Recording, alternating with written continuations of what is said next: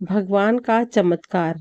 वृंदावन के बांके बिहारी मंदिर के पास बरगद के पेड़ के नीचे एक बूढ़ी माँ ने अपना बसेरा बना लिया था। शक्ल सूरत से वह किसी अच्छे घर की लग रही थी। उसके चेहरे की चमक बता रही थी कि वह कोई भिखारी नहीं है, परंतु उसके फटे हुए कपड़े उसकी दर्दनाक स्थिति का बखान कर रही थी। वह अम्मा मैले कुचैले कपड़ों में एक ही चादर पर वह पड़ी रहती थी। आज लगभग 10वां दिन था। मंदिर में जो श्रद्धालु माथा टेकने आते थे, बूढ़ी माँ को थोड़ा बहुत प्रसाद दे जाते, या कोई राह चलता उस पर तरस खाकर उसे कुछ खाना दे जाता, जिससे उसका गुजारा हो रहा था।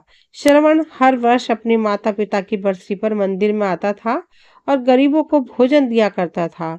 उसके माता पिता एक रोड एक्सीडेंट में मारे गए थे। उसके बाद से वह अकेला था। जिस समय उसके माता पिता की मृत्यु हुई, उस समय वह कंप्यूटर इंजीनियरिंग कर रहा था। अब उसके आगे पीछे कोई नहीं था, लेकिन उसके माता पिता के दिए हुए संस्कार हमेशा उसका मार्गदर्शन करते थे। इंजीनियरिंग के फाइनल ईयर के बाद पहले सेमेस्टर के दौरान ही उसे एक बहुत अच्छी नौकरी मिल गई थी। अब वह एक मल्टीनेशनल कंपनी में बहुत ऊंचे पद पर कार्यरत था। शनिवार और रविवार की छुट्टी वह अपने दोस्तों के साथ घूमने में बिता देता था, परंतु आज उसके माता पिता की बरसी थी, इसलिए वह आज मंदिर में गरीबों को भोजन करवाने आया था।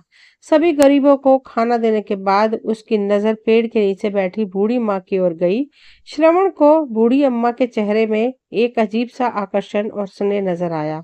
शायद वह हर बूढ़ी औरत में अपनी माँ और दादी माँ को ढूंढता था। यह बड़े स्नेह से उस बूढ़ी माँ के देखने लगा। फिर अम्मा के पास जाकर बोला, अम्मा खाना खाओगी? लेकिन बूढ़ी अम्मा काफी उदास बैठी थी, शायद इसलिए उसने कोई जवाब नहीं दिया। फिर श्रवण बोला, अच्छा ये मंदिर का प्रसाद है, ये तो खा लो। तो बूढ़ी माँ ने उसकी ओर देखते हुए अपना हाथ आगे बढ़ा दिया। बूढ़ी माँ के साथ साथ श्रवण भी थोड़ा सा प्रसाद खाने लगा और बूढ़ी माँ के पास ही बैठ गया। प्रसाद खाते हुए वह अम्मा से पूछने लगा, अम्मा आप कहाँ रहती हैं और इस पेड़ के नीचे कैसे बैठी हुई हैं? बूढ़ी माँ ने ठंडी सांस लेते हुए कहा, अरे बेटा, अब ये पेड़ ही मेरा घर है। पहले मैं मथुरा में रहती थी, वहां मेरा अपना एक शानदार बड़ा सा घर है। मेरे पति की मृत्यु हो चुकी है। जब तक मेरे पति जीवित थे तब तक मुझे रानी बनाकर रखते थे, परंतु पति के स्वर्गवास के बाद धीरे धीरे अपने ही बेटे बहू को मैं खटकने लगी। बहू तो मेरा चेहरा भी नहीं देखना चाहती थी।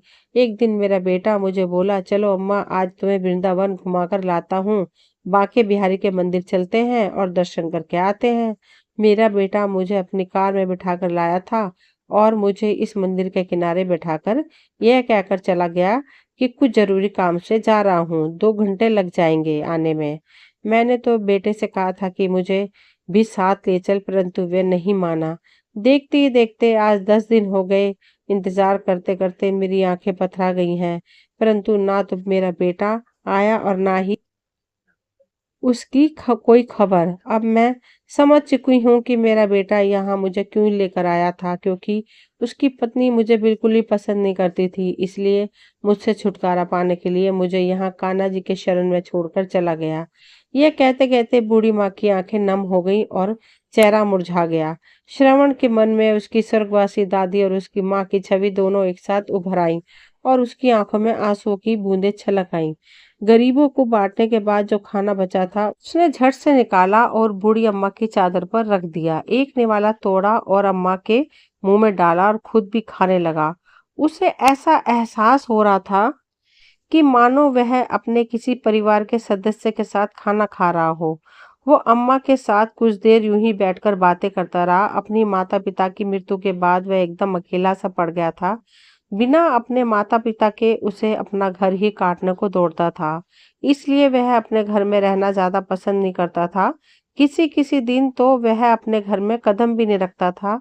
दोस्तों के साथ घूमकर अपने दर्द को कम करने की कोशिश करता था, परंतु आज जब उसने अम्मा से थोड़ी देर के लिए बातचीत की तो उसे एक अपनापन सा महसूस हुआ। उसने अम्मा से पूछा, अम्मा मेरे साथ मेरे घर पर चलोगी? बूढ़ी अम्मा ने कहा, बेटा जब मेरा अपना खून, मेरा अपना बेटा ही जिसे मैंने जन्म दिया था, पाल पोस कर बड़ा किया था, जब वही मुझे नहीं रख सका तो तू मुझे अपने घर ले जाकर क्या करेगा?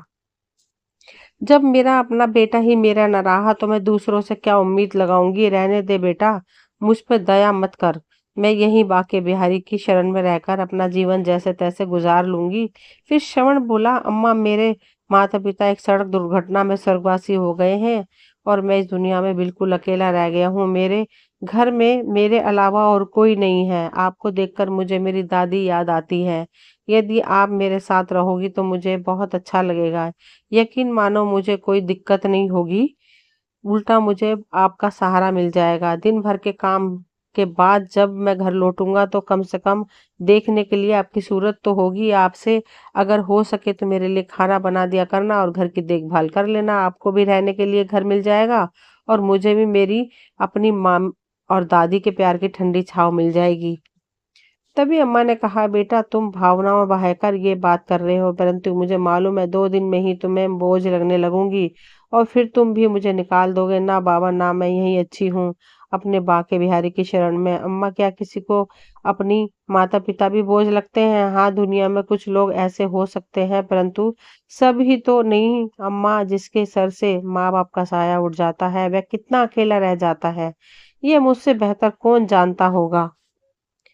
मेरी दादी भी आपकी तरह ही बहुत प्यारी थी और मेरे माता-पिता ने उनका बहुत ख्याल रखा था। मैं भी उनसे बहुत प्यार करता था, परंतु आज मेरे घर में कोई नहीं है। मुझे मेरी माँ और दादी की बहुत याद आती है। आप में मुझ में अपनी दादी की छवि नज़र आती है। मैं विश्वास दिलाता हूँ कि मैं आपको कभी भी बोझ नहीं समझूंगा। गहरी सांस लेते हुए श्रवण बोला तो अम्मा का भी गला अवरुद्ध हो गया और उसकी आंखों में आंसू आ गए। अम्मा कुछ बोल ना सकी। श्रवण ने अम्मा का हाथ पकड़ा और बोला, चलो अम्मा, अब ज्यादा मत सोचो, रात होने वाली है, अब आप अपने घर चलोगी। श्रवण ने जैसे ही अम्मा का हाथ पकड़ा तो अम्मा ने उसके चेहरे की ओर देखा। श्रवण की आंखों में अम्मा को सच्चाई नजर आ रही थी। उन्हें लगा शायद कान्हा जी ने ही श्रवण को उसके पास भेजा है। श्रवण ने अम्मा को अपनी बाइक पे बिठाया और उसे अपने घर ले गया। इस घटना को आज 4 महीने हो चुके थे। श्रवण अब नियमित समय पर घर लौट आता था और अम्मा उसके लिए खाना बनाकर उसके खाने की प्रतीक्षा करती थी। जब वह थककर सोता था तो उसके सर पर स्नेह भरा हाथ रखती थी। सुबह सुबह श्रवण के उठने से पहले ही अम्मा कान्हा की पूजा किया कर लिया करती थी और श्रवण का नाश्ता बनाकर रख देती। अब अम्मा को अपना घर मिल गया था और श्रवण को अपनी दादी और माँ का सच्चा प्यार, दोनों एक साथ एक दूसरे का साथ पाकर बहुत खुश थे। उस रात श्रवण काफी देर से सोया और अगले दिन जब सुबह ऑफिस जाने का समय हुआ तब तक उसकी नींद पूरी नहीं हुई थी। अचानक श्रवण ने अपने माथे पर ठंडी उंगलियों का स्पर्श महसूस हुआ। उसे ऐसा लग हुआ कि उसकी माँ उसे बड़ी प्यार से जगा रही है। दोबारा जब वही स्पर्श उसने अपने चेहरे पर महसूस किया तो वह नींद से जाग गया। उसने आंखें खोली तो सामने देखा अम्मा पूजा करने के बाद खुशबू भरे हाथों से उसके माथे और बालों को सहला रही थी, जैसा उसकी माँ हमेशा किया करती थी। श्रवण ने अम्मा का हाथ अपने हाथों में लेकर अपने होठों से चूमा और वापस उस हाथ को अपने माथे पर रख दिया और बोला, अम्मा आपका आशीर्वाद मेरे जीवन भर के लिए चाहिए। अम्मा ने आंखें बंद करके कान्हा को धन्यवाद किया कि उन्होंने उसे श्रवण से मिलाया और फिर बोली, बेटा ऑफिस जाने का समय हो गया है। फिर श्रवण बोला, अम्मा मैंने अपने दोस्तों के साथ मिलकर एक छोटी सी फैक्ट्री खोलने का फैसला किया है।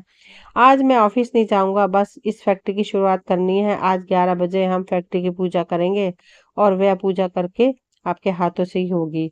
आप तैयार रहना। यह सुनकर अम्मा बड़ी खुशी से बोली, बेटा तुमने बिल्कुल सही फैसला लिया है। वक्त के साथ साथ और भगवान के आशीर्वाद से तुम्हारी ये छोटी सी फैक्ट्री भी एक बहुत बड़ी फैक्ट्री में बदलेगी। ये मेरा विश्वास है और मेरा आशीर्वाद हमेशा तुम्हारे साथ है। ऐसा कहते हुए अम्मा की आंखों में आशा की एक नई किरण दिखाई देने लगी। श्रवण ने अपने दोस्तों के साथ मिलकर फैक्ट्री खड़ी कर दी और उस फैक्ट्री में अच्छी गुणवत्ता के उत्पाद बनाए।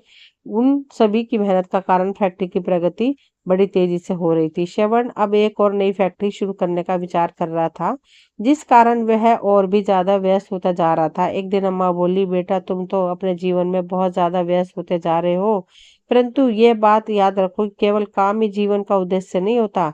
तुम्हें काम के लिए भी एक सहारे की आवश्यकता है। क्यों ना एक अच्छी सी लड़की ढूंढ कर तुम्हारी शादी करा दी जाए। अम्मा की बात श्रवण को भी उचित लगी। वह बोला, अरे हाँ अम्मा, अपनी जिंदगी में मैं इतना व्यस्त हो गया हूँ कि इस बारे में कभी बात करने का समय ही नहीं मिला। मेरी निगाह में एक लड़की है सरिता, जो मुझे बहुत पसंद करती है, लेकिन मैंने उसे कभी बात नहीं की। सरिता श्रवण की माँ की सहेली की बेटी है, जो पढ़ाई पूरी करने के बाद इस शहर में नौकरी कर रही थी। श्रवण की उससे मुलाकात कभी कभार हो जाती थी। श्रवण को सरिता का स्वभाव और बातचीत करने का तरीका बहुत अच्छा लगता था। अम्मा श्रवण के साथ सरिता के घर गई, उसके माता पिता से बातचीत की। वह श्रवण और सरिता की शादी का प्रस्ताव दिया। सरिता के पिताजी ने तुरंत ही हाँ कर दी। बस फिर क्या था, कुछ ही दिनों बाद श्रवण सरिता का दुल्हन बनकर अपने घर ले आया। सरिता अम्मा के गुणों से और उनके स्नेह से बहुत प्रभावित हुई। जितना प्यार श्रवण अम्मा से करता था, उससे कहीं ज्यादा लगाव सरिता का अब अम्मा से हो चुका था। सरिता हमेशा सोचती कि ना जाने अम्मा उसके दिल की हर बात को कैसे जान लेती है और कैसे उसकी हर चाहत को उसके कहे बिना पूरा कर देती है। समय बीतने लगा और श्रवण के 2 जुड़वा बच्चों ने जन्म लिया, एक बेटा और एक बेटी। श्रवण का घर तो जैसे खुशियों से भर उठा था। अम्मा जी अब सही मायने में दादी बन चुकी थी। अब उनकी मुख्य जिम्मेदारी श्रवण और सरिता नहीं बल्कि अम्मा के पोता और पोती हो गए थे। अब अम्मा का बिस्तर अपने पोता और पोती के कमरे में लगा दिया गया था ताकि वे दोनों अम्मा के स्नेह की छांव में रहे और उनके संस्कारों के साथ पले बढ़े। बिना दादी के तो दोनों बच्चे एक समय का खाना तक भी नहीं खाते थे। जब भी बच्चे मम्मी पापा के साथ बाजार जाते तो जिद करके दादी को हमेशा अपने साथ लेकर जाते। सरिता और श्रवण भी दोनों बच्चों की जिम्मेदारी अम्मा को देकर बिल्कुल बेफिक्र हो चुके थे।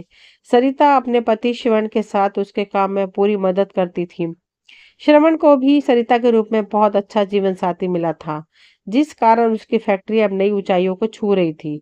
उसकी फैक्ट्री की शाखाएं अब देश के अलग अलग शहरों में स्थापित हो चुकी थी, जिनमें हजारों कर्मचारी कार्यरत थे। उधर अम्मा का बेटा निशांत, जो अम्मा को दर दर की ठोकरें खाने के लिए छोड़कर चला गया था, वह रह रहकर अपराध बोझ से ग्रसित हो रहा था। अपनी निष्पाप और अपराध माँ के साथ किया गया व्यवहार उसे पल पल कचोटता था। समय के साथ साथ उसका वह अपराध बोध बढ़ता जा रहा था। अपने घर के झगड़ों से दुखी होकर वह अपनी पत्नी के साथ सुखी जीवन जीने की चाह में उसने अपनी माँ का त्याग कर दिया था। परंतु उस दिन के बाद से उसका अंत मन हाहाकार कर रहा था, जिसे वह किसी से भी साझा नहीं कर पा रहा था। अब उसके घर में केवल उसकी पत्नी का ही एक छत्र राज था। अब वह अपनी पत्नी मर्जी के अनुसार खर्चा करती और उसे दुकान में से मनमर्जी का पैसा निकालती थी। परंतु व्यवसाय से लगातार पैसा निकालने के कारण उसका जमा जमाया व्यवसाय, जो उसके पिता ने द्वारा खड़ा किया गया था, घाटे में जाने लगा था। अंततः उसे दुकान बंद करनी पड़ी। दुकान बंद करने के बाद कुछ दिन बड़ी कठिनाई से गुजरे। अब निशांत और उसकी पत्नी को आटे दाल का भाव मालूम पड़ने लगा था। फिजूल खर्ची तो दूर की बात थी, अब उनके घर पर खर्च और बच्चों की आवश्यकता की पूरी करने के लिए पैसा नहीं था। निशांत का एक मित्र, जो एक बड़ी कंपनी में कार्यरत था, उसने अपनी सिफारिश पर उसकी नौकरी अपनी कंपनी में ही लगवा दी और इस तरह निशांत के जीवन की गाड़ी थोड़ी थोड़ी चलने लगी। निशांत अब कंपनी में बहुत मन लगाकर काम कर रहा था, जिस कारण उसे फैक्ट्री में बहुत मान सम्मान मिलने लगा था। अब वह फैक्ट्री का एक महत्वपूर्ण कर्मचारी बन चुका था। निशांत की कंपनी में स्थापना दिवस पर वार्षिक महोत्सव था मनाया जा रहा था। सभी कर्मचारियों को उनकी काबिलियत के आधार पर पुरस्कृत वितरित किया जा रहा था। निशांत को भी अपनी मेहनत और योग्यता के आधार पर पुरस्कार दिया जाना था, जो कि उसकी कंपनी के मालिक के द्वारा दिया जाना था। नियत तिथि पर पुरस्कार वितरण समारोह शुरू हुआ और वह पहली बार था कि जब कंपनी का मालिक अपने सभी कर्मचारियों से रूबरू हो रहा था। आज का दिन निशांत के लिए बहुत खास था। मैनेजिंग डायरेक्टर अपनी पत्नी और बच्चों के साथ समारोह में आए थे। जब समारोह शुरू हुआ और पुरस्कार वितरण के लिए कंपनी के डायरेक्टर साहब से अनुरोध किया गया, तो वे स्टेज पर आए और कहने लगे कि आज हमारी कंपनी के लिए एक बहुत बड़ा दिन है, परंतु आज हमारी कंपनी जिस स्थिति में है वह केवल और केवल हमारी अम्मा जी के आशीर्वाद से है। यदि अम्मा जी की प्रेरणा होती तो ना ही आज यह कंपनी होती और न ही मैं इस पद पर होता। इसलिए पुरस्कार वितरण करने के लिए मैं अम्मा जी को बुलाना चाहता हूँ। अम्मा जी, कृपया आप स्टेज पर आइए और अपने हाथों से सभी योग्य कर्मचारी को पुरस्कार वितरित कीजिए। श्रवण के बुलाने पर अम्मा स्टेज पर पहुंची और उनकी आंखों से आंसुधारा बह निकली। कर्मचारियों के नाम अनाउंस किए गए। अम्मा उन्हें एक एक करके पुरस्कार देती रही। तभी एक नाम का अनाउंसमेंट हुआ, जिसे सुनकर अम्मा जी के चेहरे पर ना जाने कितने भाव एक साथ आ गए। निशांत मिश्रा, सामने से आने वाला व्यक्ति भी कुछ जाना पहचाना लग रहा था। अम्मा ने ध्यान से देखा तो सचमुच में उनका बेटा ही था, निशांत मिश्रा, जो उन्हें तीर्थ यात्रा का झांसा देकर बड़ी ही बेदर्दी से छोड़ गया था, जिसे उसके बाद अपनी माँ का ख्याल तक नहीं आया। अम्मा सोचने लगी कि अब तक तो शायद मैं तड़प तड़प कर मर गई होती यदि मेरा बेटा श्रवण मुझे न ले आता। प्यार और नफरत के भाव एक साथ अम्मा के चेहरे पर उभर आए। अम्मा को ऐसा महसूस हुआ कि जैसे दुनिया बड़ी तेजी से घूम रही है। बड़ी मुश्किल से उन्होंने खुद को संभाला और किसी अपरिचित की तरह निशांत को पुरस्कार थमा दिया और अपना मुंह दूसरी तरफ फेर लिया। निशान ने ध्यान से देखा और देने वाली महिला और कोई नहीं, उसकी अपनी माँ थी। देखते ही उसके पसीने छूटने लगे और वह अपनी माँ के पैरों में गिर पड़ा। उसे विश्वास नहीं हो रहा था कि उसकी माँ, जिसे उसने दर दर की ठोकरें खाने के लिए छोड़ दिया था, आज इतने बड़े साम्राज्य की मालकिन है। निशांत ने अपनी माँ से हाथ जोड़कर माफी मांगी और कहा कि मेरे साथ चलोगी, अपने घर चलेंगे। कैसा घर, कैसी माँ? मेरा बेटा तो उसी दिन मर चुका था जिस दिन वह मुझे मंदिर के बाहर छोड़कर चला गया था। आज ना मैं तुम्हारी माँ हूँ और ना ही तुम मेरे बेटे, कहकर अम्मा जी पुरस्कार वितरण को बीच में ही छोड़कर अपनी कुर्सी पर जाकर बैठ गई।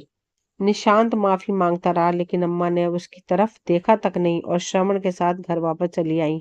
कभी निशांत अपनी माँ का बहुत लाडला हुआ करता था लेकिन अपनी पत्नी के बहकावे में आकर वह अपनी माँ के साथ बहुत बुरा सलूक करने लगा। उन बातों को अम्मा कभी नहीं भूल सकती। उधर निशांत को यकीन नहीं हो रहा था कि जिस कंपनी में वह काम करता था उस कंपनी की मालकिन दरअसल उसकी माँ थी। आज उस माँ के हाथों से पुरस्कार मिला तो उसका सर चकरा गया था। माँ के द्वारा उसकी घोर अपेक्षा और पाप कर्मों के कारण उसके दिल में न जाने कितने ही घाव हो चुके थे। हर पल उसे अपनी माँ की याद सता रही थी। अपनी करतूत उसे झकझोर रही थी और नासूर बनकर उसे लगातार चोट पहुंचा रही थी। एक दिन रविवार को जब उसके ऑफिस की छुट्टी थी तो वह अपनी पत्नी नीता को लेकर स्कूटर पर राधा रानी के मंदिर दर्शन के लिए गया। जब वह राधा रानी की मूर्ति के सामने हाथ जोड़कर खड़ा हुआ था, उसे ऐसा लगा जैसे भगवान भी कुटिल दृष्टि से उसके द्वारा किए गए घोर पाप के लिए उस पर हंस रहे थे।